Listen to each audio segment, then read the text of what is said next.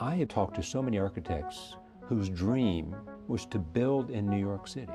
What is it for an architect about New York that's magical? The fact of the matter is that the greatest work of man, the greatest piece of art of man, is New York City. It's got every problem in the world, but every opportunity. Everything about it is exciting and moving and challenging. And I think that's why architects want to be here. As they say in the majors, when you move up from the minors, you're going to the show. This is David Childs, chairman of the architecture firm Skidmore, Owings & Merrill. The architecture firm responsible for countless famous buildings around the world, including Chicago's John Hancock Center and the Willis Tower, the world's tallest building, the Burj Khalifa in Dubai, as well as a ton of buildings around New York, including this One World Trade Center. The height of this building is exactly the height of the buildings that fell. And the old buildings came straight up. They were just a square straight up, and they were very inefficient because while the buildings came up like that, the core, like the trunk of a tree, tapered because as you drop away elevators, the core of the building gets smaller. So buildings want to taper either by setbacks, many buildings in New York, or slope in. But what I did, I kept all sides square like the original building, so as you look at it in one direction, it has exactly the same profile. But as you look at the corners, you can see, rather than sloping it in like an obelisk, where all the sides slope in, I kept the sides straight, but I chamfered in the corners. In other words, I cut away the corners progressively as they went up to the top of the building. So from one side, it's a tapered building, but from the other, it has the profile of the old. I think that suddenly got meaning. It sort of stuck. And it also now makes a building that, unlike the old ones, it has these multiple facets all the way around that will catch light in different ways. So it will be unique, and yet at the same time, it recalls one of the old buildings that fell down.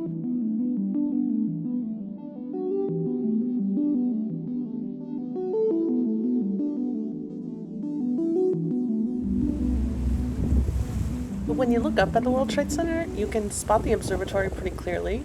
It takes up the 100 to 102nd floors, straddling mechanical both above and below. It's the only observatory in the city that's fully indoors, but it's also the highest in the entire Western Hemisphere.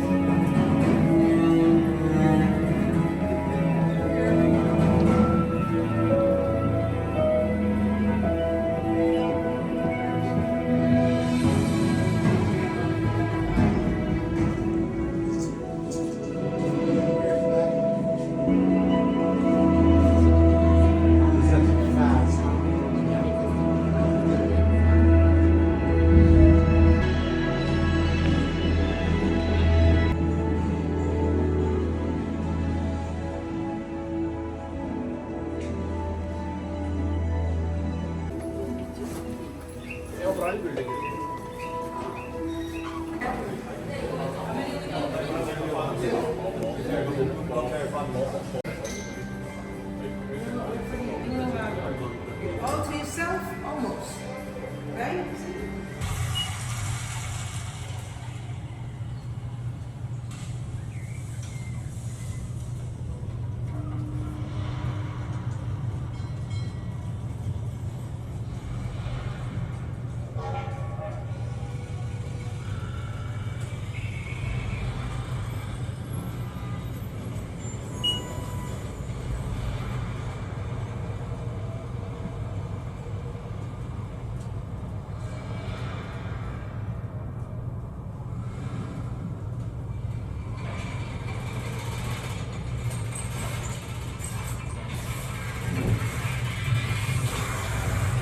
Welcome to One World Observatory. Hello, welcome everyone, like this way.